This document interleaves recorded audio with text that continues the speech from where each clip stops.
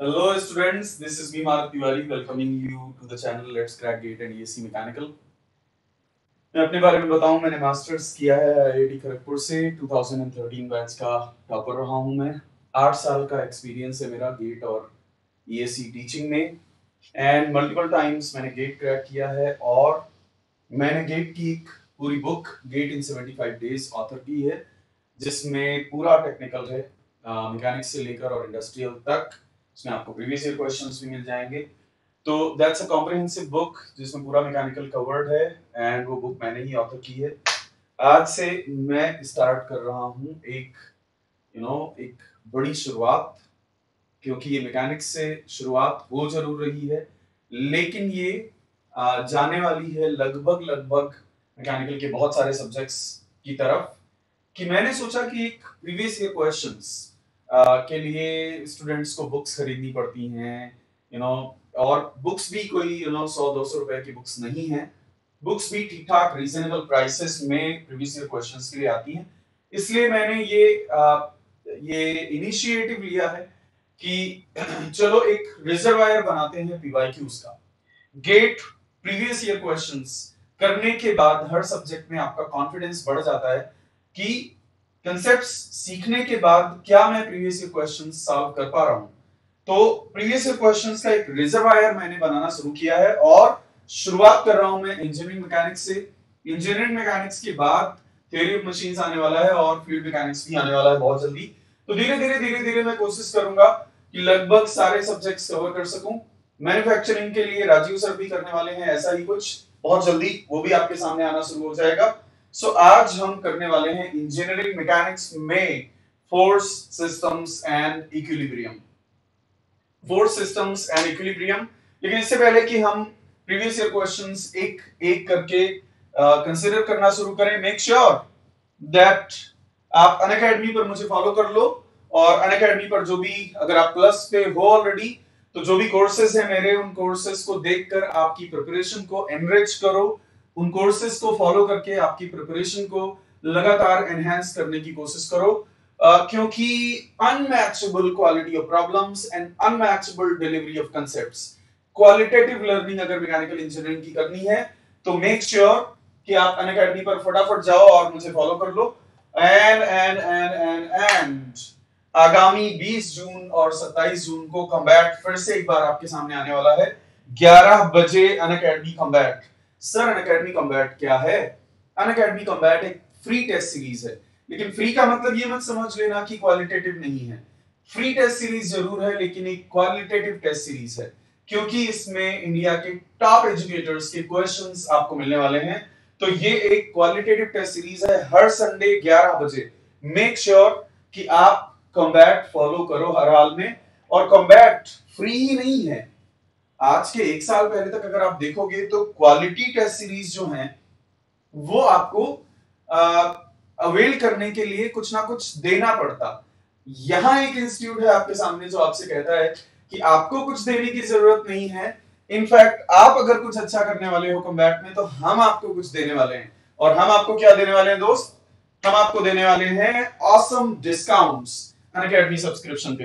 तो चाहे वो 1 साल का सब्सक्रिप्शन पूरी तरह से आपको पाना है तो रैंक 1 to 3 में आना पड़ेगा आपको। अदरवाइज 4 to 10 में आप आते हो तो 75% ऑफ मिल जाएगा आपको। 11 to 50 में आते हो तो 50% ऑफ मिल जाएगा। तो इस तरह से कॉम्बैट देने के बाद आपको बहुत सारे ऑसम डिस्काउंट्स अवेलेबल हैं। कॉम्बैट में एनरोल करते समय आपको एक कोड की जरूरत पड़ेगी। वो कोड आप यूज करने वाले हो MTLIVE। तो शुरू करते हैं सफर फोर्स सिस्टम्स एंड इक्विलिब्रियम का। फोर्स सिस्टम्स एंड इक्विलिब्रियम से रीजनेबल नंबर ऑफ क्वेश्चंस आए हुए हैं। फॉर एग्जांपल ये 2006 में आया हुआ क्वेश्चन है 2 मार्क्स के लिए। 2006 and 2 marks, this is what they asked that एक पॉइंट ए है, इक्विलिब्रियम में है और हमारे पास एक टेंशन है TAB और दूसरी टेंशन है TAC और 600 न्यूटन का फोर्स डाउनवर्ड एक्ट कर रहा है। हमें बताना है कि TAB और TAC की वैल्यूज क्या होंगी। तो ये पॉइंट ए इक्विलिब्रियम में है और इस पर एक डाउनवर्ड फोर्स एक्ट कर रहा है 600 न्यूटन का। और यहां पर हमारे पास एक टेंशन है TAC, ये एंगल गिवन है 30 डिग्री, और दूसरी टेंशन वैल्यू भी हमें गिवन है। दूसरी टेंशन वैल्यू है, मतलब वैल्यू नहीं गिवन है बट उसकी डायरेक्शन गिवन है। सो दूसरी जो टेंशन वैल्यू है वो टेंशन वैल्यू है TAB, और उसका एंगल यहां से गिवन है नथिंग बट 60 डिग्रीज। सो ये एंगल गिवन है आपको 60 डिग्रीज। जाहिर सी बात है अगर ये 60 है तो उसमें आप 90 ऐड कर दोगे तो ये टोटल एंगल TAB और 600 के बीच में टोटल एंगल आपको मिल जाएगा। ये टोटल एंगल क्या हो जाएगा TAB और 600 के बीच में, ये टोटल एंगल हो जाएगा 60 प्लस 90 विच इज 150 डिग्रीज। ऐसे ही यहां भी 90 डिग्रीज है, ये वाला 90 डिग्रीज जो मैं मार्क कर रहा हूं अभी, और ये वाला 30 डिग्रीज। तो आप अगर 90 और 30 दोनों ऐड कर दोगे तो ये हो जाएगा 120 डिग्रीज। अब 150 डिग्री और 120 डिग्री अगर दो एंगल आपको मिल गए पूरे साइकिल में, पूरे एक सर्कल में, तो पूरे सर्कल का एंगल 360 होता है। इसलिए ये जो रिमेनिंग एंगल है तीसरा वाला, ये हो जाएगा 360 से 270 माइनस कर दिया आपने 90 डिग्री। अब आपको मालूम है कि अगर तीन फोर्सेस इक्विलिब्रियम में हैं तो वो तीनों फोर्सेस लैमीज थ्योरम फॉलो करेंगे। तो उसमें लैमीज थ्योरम में आपको क्या करना होता है, एक force divided by sine theta.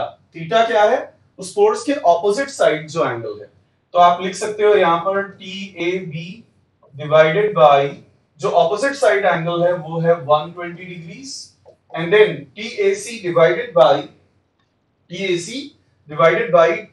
के ऑपोजिट कौन सा एंगल है, TAC के ऑपोजिट है 150 degrees, is equal to 600 divided by 600 के ऑपोजिट कौन सा एंगल है, 600 के ऑपोजिट एंगल है the angle which is opposite to the 600, that is nothing but 90 degrees। तो यहां से आपको ये अगर आप कंपेयर कर लो TAB को एक बार, once you compare TAB वाला term with the right hand side term, तो आपको TAB मिल जाएगा, और ये TAB की वैल्यू आ जाएगी आपको जहां तक मुझे याद है ये लगभग 519.6 न्यूटन के आसपास आता है। और अगर आप दूसरे टर्म को तीसरे टर्म से कंपेयर कर लो, TAC divided by sine 150 is equal to 600 divided by sine 90, तो यहां से आपको TAC भी मिल जाएगा। और जहां तक मुझे याद है अगेन ये आपको कैलकुलेट करोगे आप 300 न्यूटन मिलना है। तो TAB और TAC respectively 519.6 is roughly 520 Newton, and दूसरी वैल्यू है 300 न्यूटन। तो आंसर कौन सा करेक्ट है यहां पर, आंसर करेक्ट है which option is the correct answer, which option is the correct answer, the very first option is the correct answer। okay, अब हमारे पास है ये दूसरा क्वेश्चन। अब आप देखो गेट इतना अनप्रेडिक्टेबल है कि मैकेनिक्स में अगर 4-5 मार्क्स के क्वेश्चंस आने हैं तो आप बता नहीं सकते कि कब कौन सा टॉपिक आएगा, कब कौन सा टॉपिक नहीं आएगा। जैसे फोर्स सिस्टम्स एंड इक्विलिब्रियम का पिछला क्वेश्चन 2006 में आया हुआ क्वेश्चन था, उसके बाद 2007, 2008, 9, 10, 11, 12, 13 लगभग क्या 7 साल ये टॉपिक गायब रहा गेट से। लेकिन वंस अगेन आप कोई भी टॉपिक इस बेसिस पर छोड़ के मत जाना कभी भी। क्यों? क्योंकि मैकेनिक्स से 4-5 मार्क्स के क्वेश्चंस अगर आने हैं तो कभी इक्विलिब्रियम से आएगा, कभी फ्रिक्शन से आएगा, कभी ट्रांसलेशन से आएगा, कभी रोटेशन से आएगा। एनीवेज, तो यहां पर करेक्ट आंसर क्या है वो मैं आपको अपडेट करता हूं। पहले मैं आपको प्रेजेंट करता हूं सॉल्यूशन क्या है। एक लैडर है मेरे पास और उस लैडर को फ्रिक्शनलेस, सब कुछ फ्रिक्शनलेस है यहां पर, ओके। फ्लोर और वॉल दोनों ही फ्रिक्शनलेस हैं, और दोनों ही फ्रिक्शनलेस है तो मेरे पास यहां पर कोई फ्रिक्शन नहीं आएगा, सिर्फ एक नॉर्मल रिएक्शन आएगा, that's it, only a normal reaction. और यहां भी, यहां वर्टिकल है सरफेस, तो कॉन्टैक्ट सरफेस अगर वर्टिकल है तो नॉर्मल रिएक्शन हो जाएगा horizontal, normal reaction is going to be horizontal. And यहां बीच में वेट एक्ट कर रहा है, वेट का मैग्नीट्यूड हमें गिवन है और वेट का मैग्नीट्यूड है 600। आपको बताना है यहां पर बॉटम मोस्ट पॉइंट पर, बी पॉइंट पर कितना हॉरिजॉन्टल फोर्स अप्लाई करना होगा हमें अगर लैडर को इक्विलिब्रियम में रखना है तो। If the ladder has to be kept in equilibrium, then what horizontal force do we need to apply? चलो समझने की कोशिश करते हैं किस तरह से हम इसे करने वाले हैं। इक्विलिब्रियम है अगर तो सारे फोर्सेस ने बैलेंस होना होगा, और सारे फोर्सेस ने अगर बैलेंस होना होगा तो लेट्स से कि वर्टिकल डायरेक्शन में फोर्सेस को कर लेते हैं बैलेंस। अगर वर्टिकल डायरेक्शन में मैं फोर्सेस को बैलेंस कर लूं, if I balance the forces in vertical direction, then I'm going to get NB value immediately. तो मुझे फटाफट NB वैल्यू मिल जाएगा, क्यों? क्योंकि वर्टिकल डायरेक्शन में दो ही फोर्सेस हैं, NB है अप और W है डाउनवर्ड। सो NB का वैल्यू मुझे मिल गया 600 न्यूटन। अब एक बार NB का वैल्यू मिल गया तो आप A के अबाउट मोमेंट बैलेंस कर सकते हो। देखो अगर आप जुडिशियसली सेलेक्ट करते हो तो sigma fx is equal to 0 की ऐसी कोई जरूरत नहीं है। आप पहले वर्टिकल डायरेक्शन में फोर्सेस बैलेंस कर लो तो आपको यहां पे वर्टिकल रिएक्शन मिल जाएगी, और यहां पे वर्टिकल रिएक्शन मिल जाएगी, फिर आप A के अबाउट मोमेंट बैलेंस कर लो। Now let us balance the moments about A। अगर मैं A के अबाउट मोमेंट बैलेंस कर लूं तो आप बता दो मुझे, अगर ये 2.5 मीटर है, ये 2.5 मीटर है, तो ये डिस्टेंस क्या हो जाएगी? इस डिस्टेंस को मैं मान लेता हूं x। तो 600 का मोमेंट कितना हो जाएगा A के अबाउट? 600 का मोमेंट हो जाएगा A के अबाउट 600 मल्टीप्लाइड बाई x, और ये है क्लॉकवाइज। और अगर आप ध्यान से देखो तो P भी क्लॉकवाइज मोमेंट ही जनरेट कर रहा है। If you look closely then even P is generating clockwise moment. तो P की वजह से कितना मोमेंट है और P के मोमेंट का डिस्टेंस क्या हो जाएगा A के अबाउट? A के अबाउट P का डिस्टेंस है, the perpendicular distance of P about A is nothing but 3 metre. आप ओरिजिनल फिगर में देख सकते हो, ये आपको 3 मीटर गिवन है।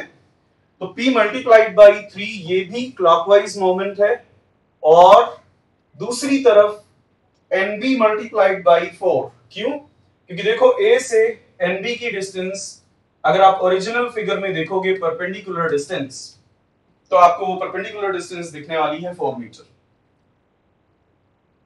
तो आप बड़े आराम से देख सकते हो यहां पर कि 600 की डिस्टेंस, NB की डिस्टेंस है 4 मीटर, और NB का मोमेंट है anti clockwise. The moment of NB is anti clockwise. बहुत क्लियर है यहां से कि अगर हमें कैसे भी करके x मिल जाए, anyhow somehow if we get the x value, then P बड़े आराम से हम फाइंड आउट कर सकते हैं। तो x की वैल्यू कैसे मिलेगी? ध्यान से समझियो, बहुत ध्यान से समझियो। x की वैल्यू कैसे मिलेगी? x की वैल्यू हमें मिलने वाली है सिमिलर ट्रायंगल से। देखो अगर आप इस ट्रायंगल में देखोगे तो x divided by 2.5, x divided by 2.5 is equal to 4 divided by 5। x divided by 2.5 is equal to 4 divided by 5। x और 4 मीटर आपस में पैरेलल हैं, और ये जो ब्लू वाला मैंने बनाया है वो ट्रायंगल देखो, और फिर ये रेड वाला जो मैं बना रहा हूं वो ट्रायंगल देखो। तो बहुत क्लियरली आप देख सकते हो x divided by 2.5 is equal to 4 divided by 5, और यहां से हमें x मिल जाएगा 2 metre. Now if I put the value of x as 2 metre, और ND की वैल्यू मेरे पास है ऑलरेडी तो उसको भी रख दो। So I have 600 multiplied by 2 plus 3p, और NB की वैल्यू मेरे पास है 600 multiplied by 4। तो यहां से सॉल्व करने के बाद आपको मिलेगा P is equal to 400 Newton, और यही है आंसर। ये एक न्यूमेरिकल आंसर टाइप क्वेश्चन था, तो यहां पर आपको सीधे सीधे 400 न्यूटन आंसर कर देना है। Here you have to straight away answer 400 Newton.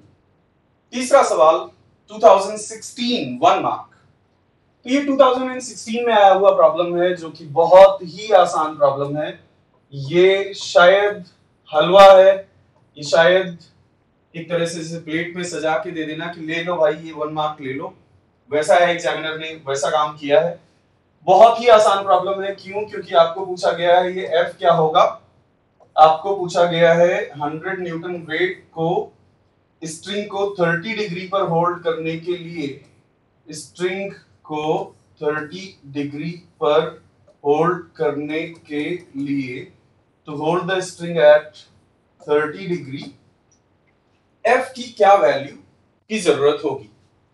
तो 100 न्यूटन का एक वेट है जिसको हमने सस्पेंड किया हुआ है स्ट्रिंग की हेल्प से, और स्ट्रिंग को 30 डिग्री पर होल्ड करना है। मैग्नीट्यूड ऑफ फोर्स F क्या होने वाला है?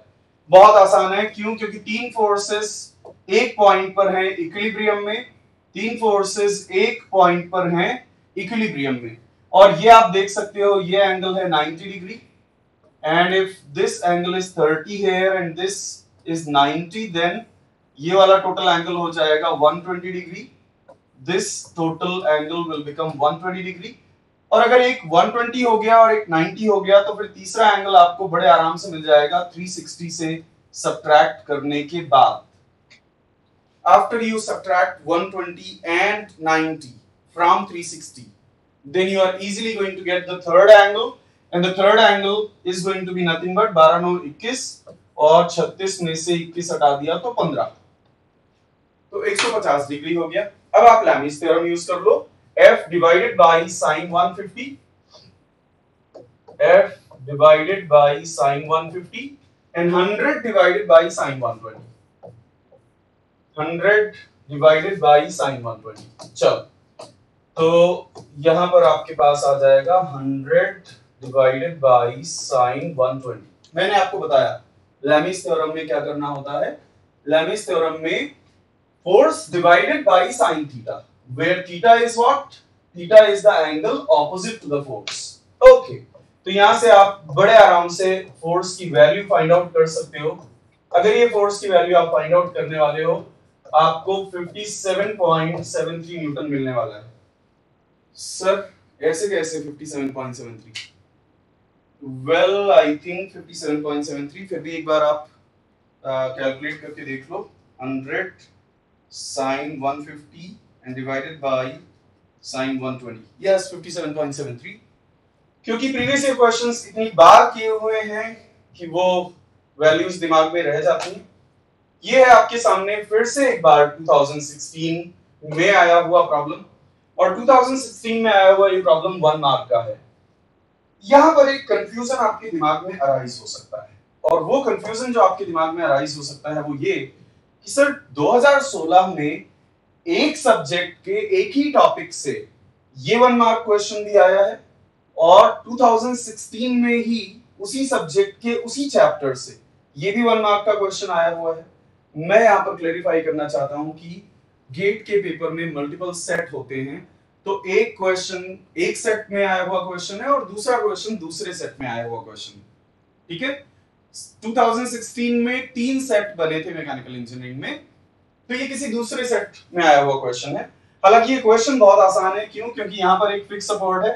फिक्स सपोर्ट है तो एक बात आप समझ लो कि फ्री बॉडी डायग्राम का मतलब कि बॉडी को आपको फ्री करना होगा।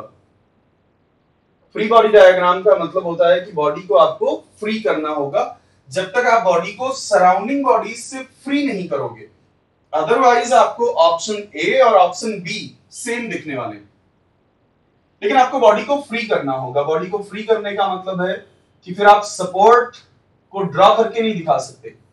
ठीक है, कैजुअली न्यूमेरिकल प्रॉब्लम्स में आप उसी डायग्राम में ऐसे बना देते हो जल्दी से सॉल्व करने के लिए।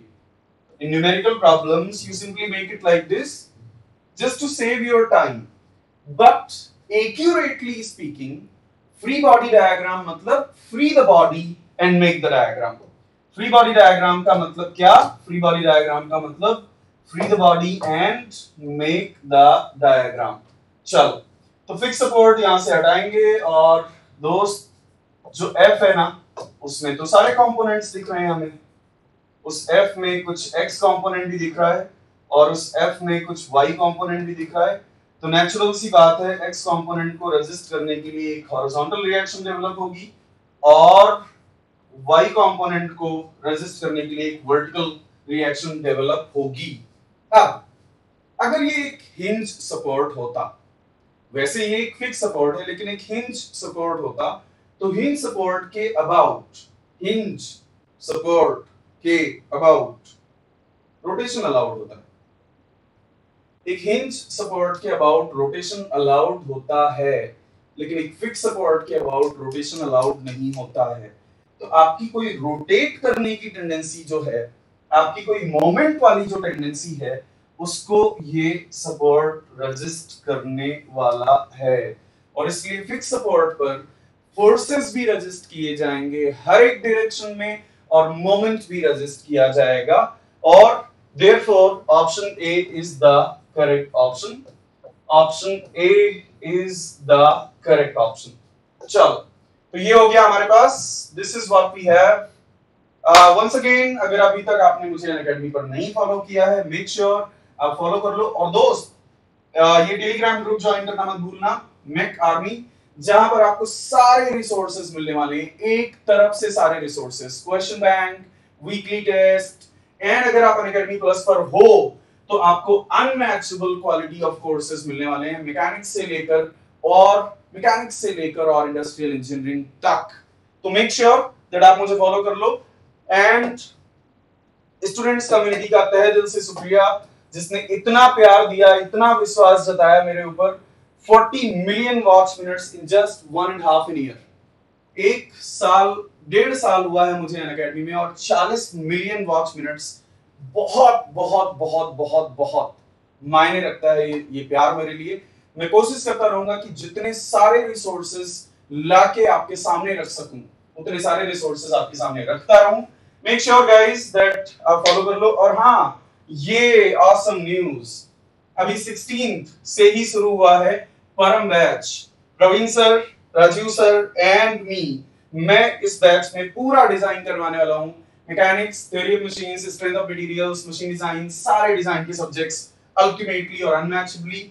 राजीव सर करवाने वाले हैं प्रोडक्शन के सारे सब्जेक्ट्स और प्रवीण सर करवाने वाले हैं सारे के सारे थर्मल से रिलेटेड सब्जेक्ट्स। तो ये बैच आपकी सारी गेट और ईएससी की प्रिपरेशन की जो जरूरत है उसको फुलफिल करेगा। मेक श्योर दैट आप ये बैच फटाफट ज्वाइन कर लो। ये पहला बैच है परम सीरीज का, परम बैच गेट 2022 और इंजीनियरिंग सर्विसेज एग्जाम्स 2022 के लिए 16 जून से शुरू हो चुका है।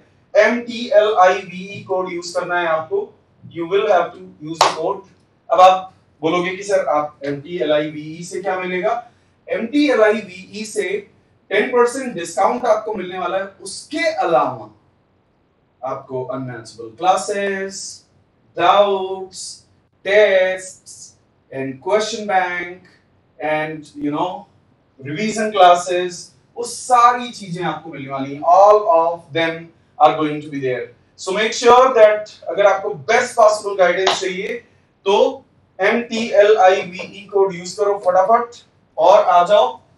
एक साल का सब्सक्रिप्शन अवेलेबल है 30,250 में। MTLIVE कोड यूज करने के बाद आपको ये 10% डिस्काउंट के बाद ये मिलने वाला है 27,225 में, जो कि एक महीने पर अगर आप देखोगे इफेक्टिवली तो 2,000 रुपीज रफली उसका मतलब है 2,000 रुपीज अ मंथ। तो दोस्त, आपको बेस्ट पॉसिबल गाइडेंस मिलने वाली है अनमैचेबल लर्निंग के साथ। आइकॉनिक सब्सक्रिप्शन भी है जहां पर again Unacademy is a revolution. Unacademy is not an institution. Unacademy एक रिवॉल्यूशन है अपने आप में। क्यों? क्योंकि अनअकैडमी कहता है कि 45,000 में हम आपको एक पर्सनल कोच देने वाले हैं। वो सारे बेनिफिट्स जो आपको प्लस में, अनअकैडमी प्लस में मैंने बताए कि बेहतरीन classes, doubt clearing sessions, notes and revision classes and weekly tests and daily practice sheet, वो सारे एडवांटेजेस, वो सारे बेनिफिट्स तो आपको मिलने ही वाले हैं। आइकॉनिक में आपको एक पर्सनल कोच भी अलग से असाइन किया जाएगा। You are going to have a personal coach assigned to you.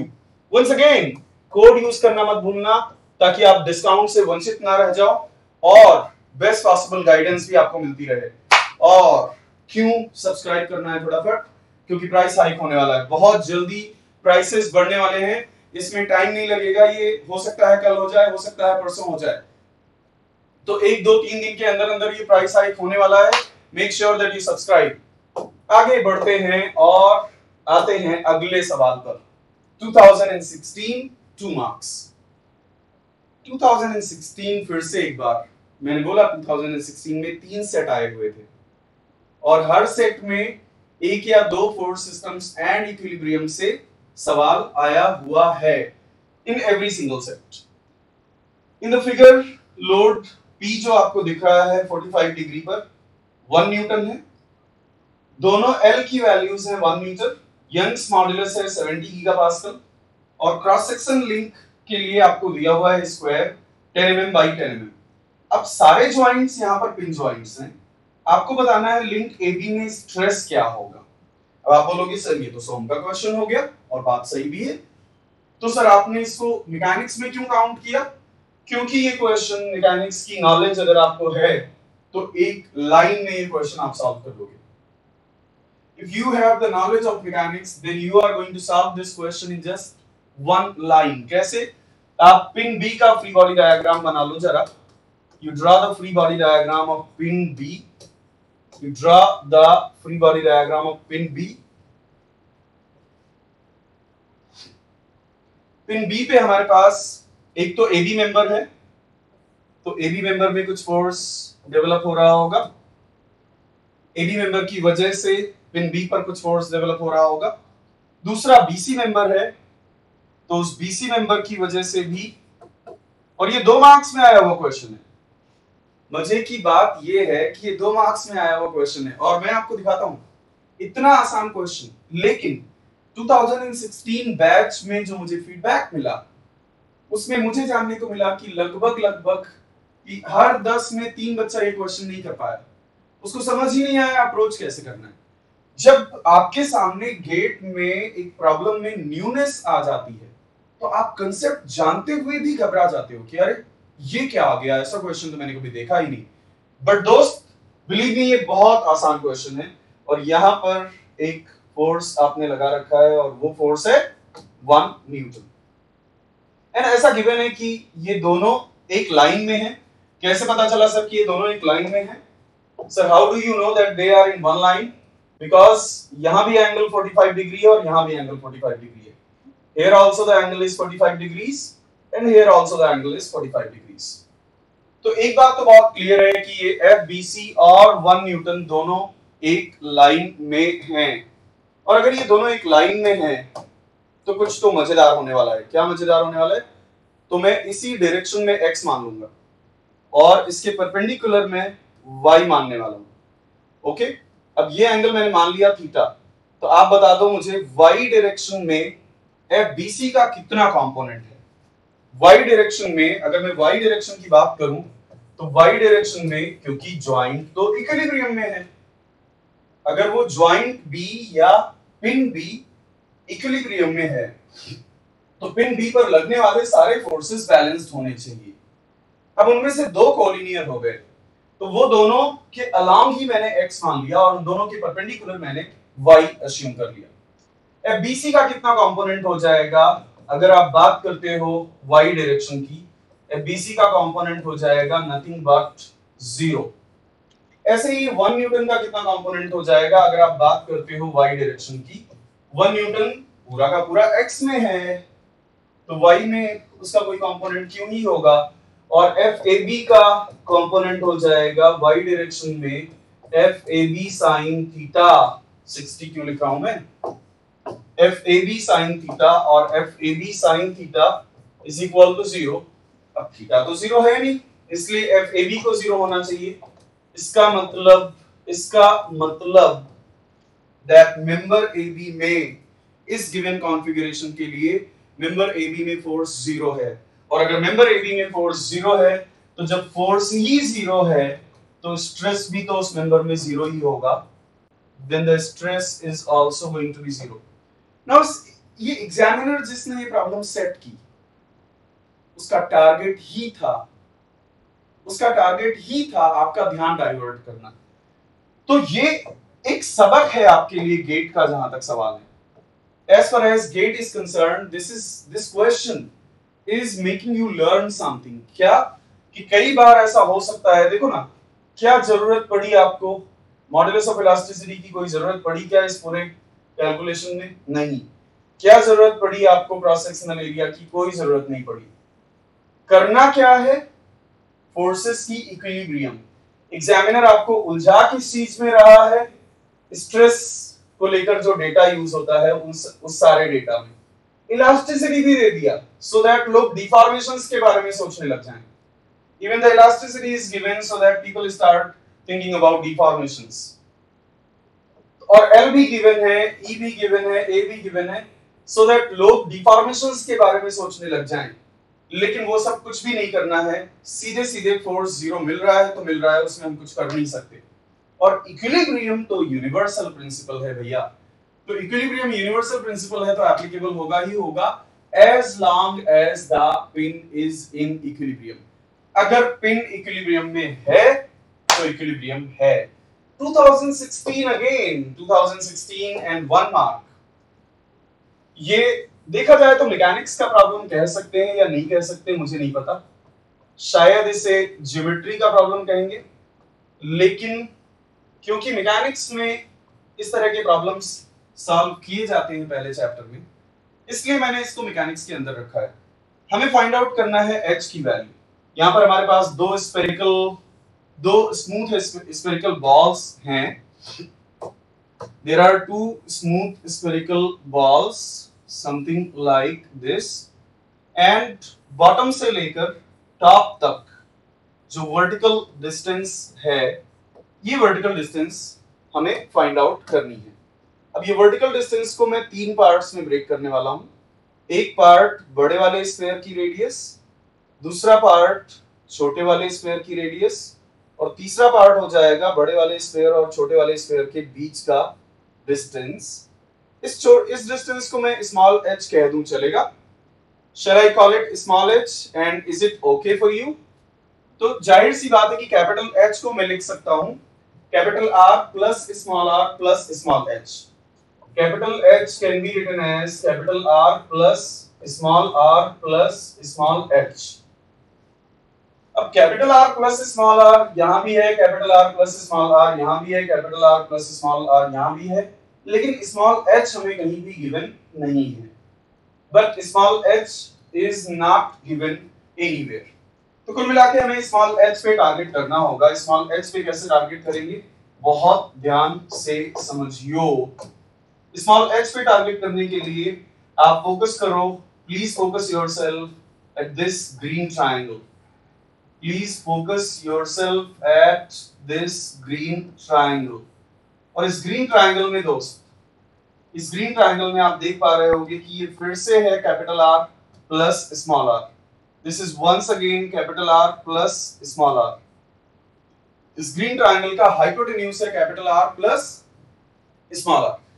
तो h divided by capital R plus small r को मैं लिख सकता हूं sin थीटा। एग्री और नॉट? h डिवाइडेड बाय, देखो कैपिटल H की वैल्यू मेरे पास आ जाएगी अगर मुझे h मिल जाए तो, स्मॉल h मिल जाए तो। So h divided by capital R plus small r is nothing but sin theta. Agree? अब sin theta कैसे पता चले? sin theta को मैं लिख सकता हूं, sin theta को मैं लिख सकता हूं 1 minus under root 1 minus cos square theta. अब cos थीटा कैसे पता चले आपको? cos थीटा पता करने का रास्ता बहुत ही आसान है, ध्यान से समझियो, बहुत ध्यान से समझियो। ये ट्रायंगल है जिस पर आप फोकस कर रहे थे, और ये ट्रायंगल है जिस पर आप फोकस कर रहे थे। वो जो वहां पर मैंने ग्रीन ट्रायंगल बनाया है वो यहाँ रेड से रिप्रेजेंटेड है, जिसका हाइपोटेन्यूज है small r plus capital R। और इसका बेस बड़ी आसानी से आप पता कर सकते हो, total gap d minus this r value and this r value. Total gap d से अगर आप इस तरफ का ये r मैं हाईलाइट कर देता हूं, ये हाईलाइटेड पार्ट हटा दो और ये हाईलाइटेड पार्ट हटा दो, तो आपको बीच का ये जो ब्लू हाईलाइटेड पार्ट है वो मिल जाएगा बड़े आराम से। सो बीच का ये ब्लू हाईलाइटेड पार्ट क्या हो जाएगा, ये ब्लू हाईलाइटेड पार्ट हो जाएगा capital D minus R plus R. क्या अब आप cos थीटा नहीं लिख सकते? Can't you write cos theta now? So cos theta value will become, यहां से आप h को लिख सकते हो capital R plus small r, and cos theta की वैल्यू हो जाएगी capital D minus capital R plus small r and divided by capital R plus small r divided by hypotenuse. लेकिन cos थीटा का square करना होगा आपको, you will have to do square of cos theta। तो दोस्त यहां से आपको स्मॉल h वैल्यू मिल जाएगी, फिर उस स्मॉल h वैल्यू को थोड़ा आप सिंप्लीफाई करने वाले हो, ये r प्लस r कैंसिल हो जाएगा, और थोड़ा सा आप सिंप्लीफाई करके अगर फाइनलाइज करने वाले हो, if you just simplify this which I am pretty sure you can do, तो अगर आप इसको सिंप्लीफाई करो तो फाइनली आपको स्मॉल h की वैल्यू मिलने वाली है 2d and r plus r minus D square. लो जी, पूरा इरेज हो गया। कोई नहीं, एक बार फिर से जल्दी से बता देता हूं, आंसर है fourth one, and solution is nothing but this is the biggest pair, this is the smallest pair। मैं इंटरेस्टेड हूं इस टोटल कैपिटल H में, मैंने इस टोटल कैपिटल H को ब्रेक कर दिया, small r plus capital R plus ये बीच की हाइट, और ये बीच की हाइट को मैंने नाम दे दिया small h। So capital H हो गया capital R plus small r plus h value. h value कहां से फाइंड आउट करेंगे? h वैल्यू फाइंड आउट करने के लिए small h value find out करने के लिए मैंने इस ट्रायंगल का सहारा लिया। इस ट्रायंगल में मेरे पास है h divided by capital R plus small r is equal to sin theta. फिर sin थीटा को मैंने लिख दिया 1 माइनस cos स्क्वायर थीटा, और cos थीटा क्या हो जाएगा? cos थीटा हो जाएगा, वहां मैंने ट्रायंगल बनाया था ऑलरेडी, तो cos थीटा फाइंड आउट करने के लिए आप देख सकते हो ये हाइपोटेन्यूज है r प्लस r, और कैपिटल D से अगर मैं r इधर हटा दूं और दूसरा r इधर हटा दूं, तो ये बेस मिल जाएगा मुझे capital D। This base will be available to me and that base will be capital D minus capital R plus small r, and यहां पर थीटा है मेरे पास, so capital D minus r plus r divided by r plus r, ये cos theta हो जाएगा। बस simplify करो और आपको मिल जाएंगी चीजें। So h is equal to r plus r, and cos theta की वैल्यू रख दो, cos थीटा की वैल्यू हो जाएगी d minus r plus r divided by r plus r square over 8। आप सिंप्लीफाई करने वाले हो तो ये आपको मिलेगा 2d and small r plus capital R minus d square. h की वैल्यू में अपडेट कर दोगे तो फाइनली आपको मिलेगा h is equal to capital R plus small r and 2d multiplied by r plus r minus d square.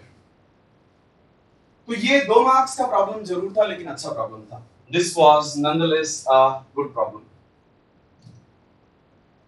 ये 2018 में आया हुआ प्रॉब्लम है 1 मार्क में, 2018 1 mark problem, and this is again a very simple problem. बहुत ही आसान problem है ये। इस प्रॉब्लम को तो मैंने देखकर, सिर्फ पेपर देखने के बाद मैंने बता दिया था कि ये साहब T10 और T200, that's the correct one. So correct option is nothing but B. कैसे है बी करेक्ट ऑप्शन? सर जैसा मैंने बताया बहुत ही आसान है ये। क्यों? क्योंकि टोटल वेट मिड पॉइंट से एक्ट करने वाला है।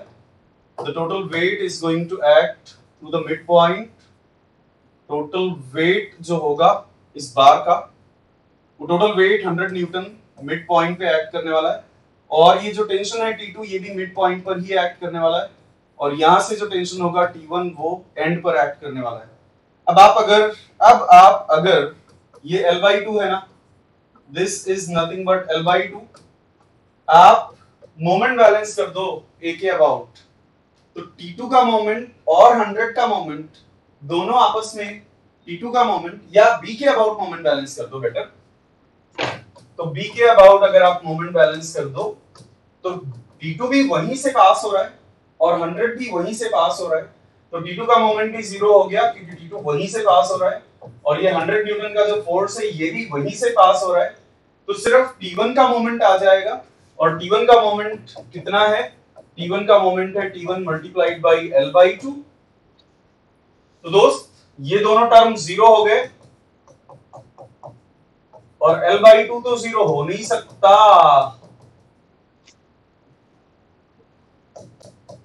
L/2 जीरो हो नहीं सकता, तो आपके पास एक ही विकल्प है, और इसके बाद तो आपको कैलकुलेट करने की जरूरत भी नहीं है। क्यों? क्योंकि एक ही ऑप्शन है जहां पर T1 जीरो गिवन है। अच्छा, जब टेंशन उन्होंने पूछा है तो उसी ऑर्डर में बताना है आपको, जिस ऑर्डर में उन्होंने स्ट्रिंग के नाम लिखे हैं। जिस ऑर्डर में उन्होंने S1 पहले लिखा है फिर S2, इसका मतलब S1 वाली स्ट्रिंग में टेंशन पहले, S2 वाली स्ट्रिंग में टेंशन बाद में। अब आप फोर्सेस बैलेंस कर दो, फोर्सेस बैलेंस करोगे तो T1 अपवर्ड है, T2 अपवर्ड है, और 100 न्यूटन डाउनवर्ड है। क्योंकि T1 पहले ही जीरो हो चुका है इसलिए मुझे T2 यहां से मिल जाएगा सीधे सीधे 100 Newton. I'm going to get the T2 value 100 Newton immediately। ये है फोर्स सिस्टम्स एंड इक्विलिब्रियम से आखिरी सवाल। This is the last question that they have asked from force systems and equilibrium। दो स्मूथ आइडेंटिकल स्फीयर, दोनों के radius है 125 और 125, और इस बार आया हुआ क्वेश्चन है ये 2021 2 मार्क्स। तो इस बार आया हुआ क्वेश्चन है ये, जहां पर आपको फाइंड आउट करना है कि दोनों स्फीयर्स के बीच में कांटेक्ट रिएक्शन क्या होगा। What's going to be the contact reaction between both the spheres? So दो आइडेंटिकल स्फीयर्स हैं, बिल्कुल अभी जैसे मैंने दो स्फीयर्स में ज्योमेट्री आपको बताई है वैसी ही ज्योमेट्री यहां पर यूज होनी है। तो दोस्त आपको बताना है कि जो कांटेक्ट है दोनों स्फीयर्स के बीच में उस पे रिएक्शन क्या होगा। The reaction at the contact will be what? जाहिर सी बात है दोनों के वेट आइडेंटिकल है, और टॉप वाले स्फीयर का कांटेक्ट राइट साइड वॉल से भी है, तो राइट साइड वॉल की वजह से एक नॉर्मल रिएक्शन आ जाएगा N1, और दोनों के बीच में जो नॉर्मल रिएक्शन एक्ट करेगा वो नॉर्मल रिएक्शन सेंटर से सेंटर को ज्वाइन करने वाली लाइन के अलोंग होगा। क्यों सर सेंटर से सेंटर को ज्वाइन करने वाली लाइन के अलोंग क्यों? क्योंकि दो सर्कल्स का कॉमन नॉर्मल हमेशा उनके सेंटर से पास होने वाली लाइन होगी। दो सर्कल्स का कॉमन नॉर्मल हमेशा उनके सेंटर्स से पास होने वाली लाइन होगी। तो दोस्त अगर आप इन फोर्सेस को एक पॉइंट पे ड्रॉ करो तो आपके पास तीन फोर्सेस हैं, एक है N1, दूसरा है ये N2, और तीसरा है ये 100। अब N2 के ऑपोजिट साइड तो बड़े आराम से, या फिर आप लैमिस थ्योरम यूज ना करना चाहो, सीधे सीधे आप अगर ये एंगल थीटा है तो y डायरेक्शन में N1 का कोई कंपोनेंट है नहीं, y डायरेक्शन में N1 का कोई भी कंपोनेंट नहीं है, और इसलिए y डायरेक्शन में बैलेंस कर लो। N2 sin थीटा हो जाएगा upward, N2 sin theta upward, और 100 न्यूटन है डाउनवर्ड। इसका मतलब कि कैसे भी करके हमें थीटा फाइंड आउट हो जाना चाहिए। अगर ये थीटा फाइंड आउट हो गया तो बड़े आराम से हम N2 की वैल्यू कैलकुलेट कर सकते हैं। If we can find out the theta value, we can easily get the N2 value. And look how we are going to find out that theta value। ध्यान से समझियो। अभी एक सवाल में मैंने यही चीज आपको एक्सप्लेन की थी। अभी एक सवाल मैंने जो ज्योमेट्री वाला करवाया, H वाला 2016 में आया हुआ क्वेश्चन, उसमें मैंने सेम यही बात एक्सप्लेन की थी आपको कि अगर आपको ये सेंटर से सेंटर को ज्वाइन करने वाली लाइन का एंगल फाइंड आउट करना है थीटा, तो आप ये डिस्टेंस जो बीच में दिख रही है इस पर फोकस करो और ये हो जाएगी 125 plus 125। So this distance is very clearly 125 plus 125। अब सवाल ये उठता है कि ये पर्पल वाली डिस्टेंस क्या है। ये पर्पल वाली डिस्टेंस है टोटल गैप से 125 इधर सब्ट्रैक्ट कर दो और 125 इधर सब्ट्रैक्ट कर दो। सो ये हो जाएगा 400 टोटल गैप गिवन है, 400 गिवन है टोटल गैप, 400 से 125 दोनों तरफ सब्ट्रैक्ट कर दो तो ये आपको मिलने वाला है कितना 150। क्या अब आप cos थीटा नहीं यूज कर सकते? Can't you use cos theta now? Cos theta हो जाएगा base upon hypotenuse, cos theta हो जाएगा base upon hypotenuse 150 divided by 250। यहां से थीटा की वैल्यू आपको मिल जाएगी 53.13 डिग्रीज। वो 53.13 अगर आप यहां पर यूज करते हो, वो 53.13 यहां पर अगर आप यूज करते हो तो आपको मिलेगा 100 divided by 0.8 and 100 divided by 0.8 is nothing but 125 Newton. तो दोनों स्फीयर्स के बीच में कितना कांटेक्ट रिएक्शन है, इस बात का जवाब हमें मिल चुका है। आई होप कि सारे क्वेश्चंस और उनके सॉल्यूशंस आपने एंजॉय किए। लेकिन इससे पहले कि मैं आपको गुड बाय बोलूं, मैं बता दूं कल आपके सामने आने वाला है फ्रिक्शन।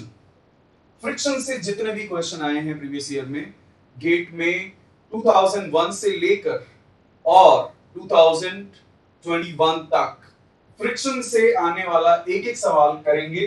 कल आपके सामने आने वाला है, प्रीमियर होने वाला है वीडियो। लेकिन वंस अगेन, इससे पहले कि आज का सेशन आप कंक्लूड करो और मैं भी कंक्लूड करूं और कल के सेशन के लिए आप तैयारी शुरू कर दो, मैं आपको एक रिक्वेस्ट करना चाहूंगा कि बेस्ट तरीका इन सारे सेशंस को, क्योंकि पीवाईक्यूज में सारे mechanics, theory of machines, strength of materials, machine design, thermodynamics, fluid mechanics, सारे पीवाईक्यूज का एक बेहतरीन रिजर्वायर बना के आपको देने वाला हूं। पर ये सही तरीका नहीं है कि आप सॉल्यूशंस देख लो। सही तरीका क्या है कि जैसे ही मैं क्वेश्चन दिखाऊं, जब क्वेश्चन आ जाए आपके सामने तो आप वीडियो को पॉज करो, उसके बाद आप खुद से सॉल्व करो और फिर वीडियो को प्ले करो और देखो कि आपका सॉल्यूशन और जो सॉल्यूशन मैंने प्रेजेंट किया है उसमें कौन सा क्विक है, कौन सा शॉर्ट है, कौन सा करेक्ट है। आपने कोई गलती की है तो उस गलती से सीखने की कोशिश करो। ये सही तरीका होगा इन वीडियोस को ऑप्टिमम तरीके से यूज करने का, यूटिलाइज करने का। बहुत बहुत शुक्रिया मेरे दोस्त। ऐसे ही पढ़ते रहो सभी लोग और बढ़ते रहो। मेक श्योर वंस अगेन कि अगर आप अनअकैडमी प्लस पर नहीं हो तो आ जाओ, क्योंकि आप अनमैचेबल लर्निंग करने वाले हो। पूरी मैकेनिकल इंजीनियरिंग को जबरदस्त तरीके से सीखने वाले हो, step by step by step by step, systematically, basics, conceptual learning जिसे कहते हैं। आपकी मैकेनिकल इंजीनियरिंग के कंसेप्ट्स मैं आपको मास्टर करवाने वाला हूं 6 महीने के अंदर अंदर। तो आ जाओ। अभी 16 जून से ही, कल से ही बैच स्टार्ट हुआ है परम, और नेक्स्ट वेडनेसडे और भी बहुत सारे बैचेस स्टार्ट होने वाले हैं कमिंग वेडनेसडे। चलो, thank you so very much. See you tomorrow then. Bye.